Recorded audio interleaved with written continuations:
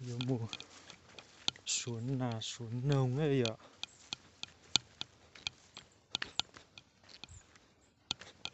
Và để chia sẻ đi vô tàu plot chỉ tu đi này.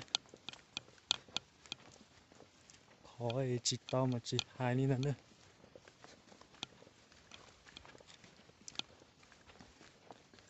Nào mà chỉ có vô tao là chỉ tao tất xí mà nông mà.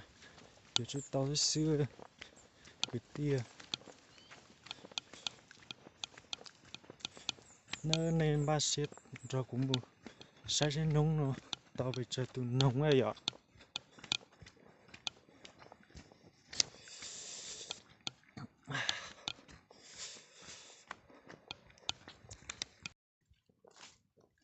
Nó giờ muốn đời tao sợ.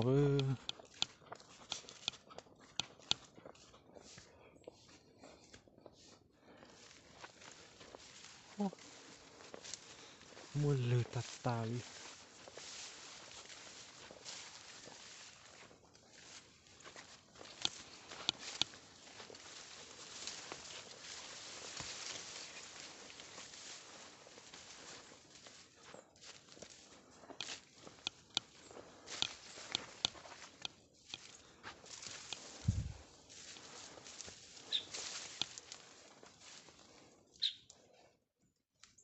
Oh my god, đồ.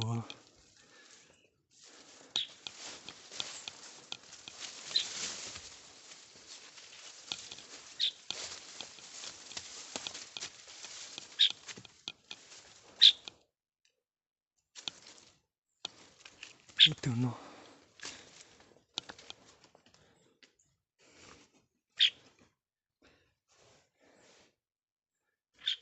Itu no ya. Itu pe. Tu pe yo puosu.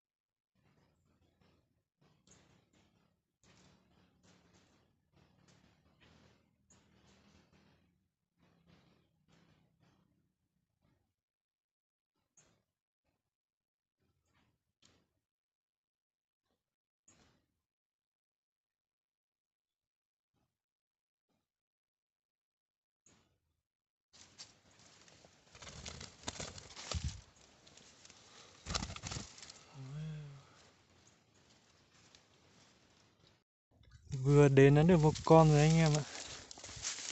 May thật đấy. 2 con.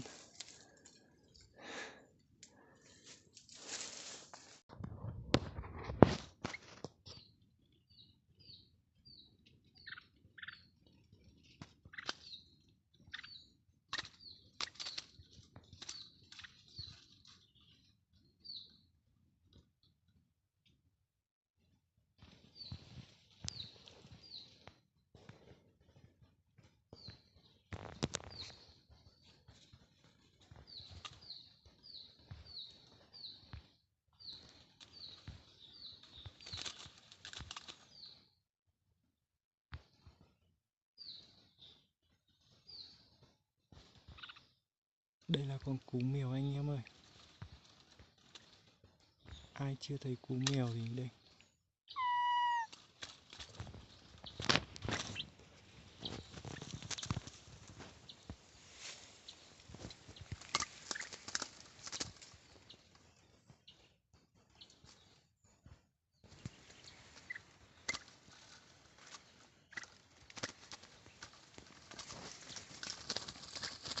Với lại 5 con chim nữa. 2 con chim lạ, màu sắc cực đẹp luôn.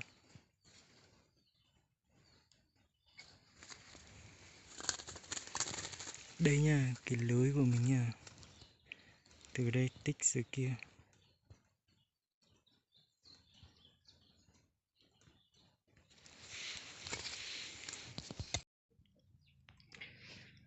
Đợi nó ganh nó tàu kia chỉ muốn cho nó kiến no xứ. Chắp lời à.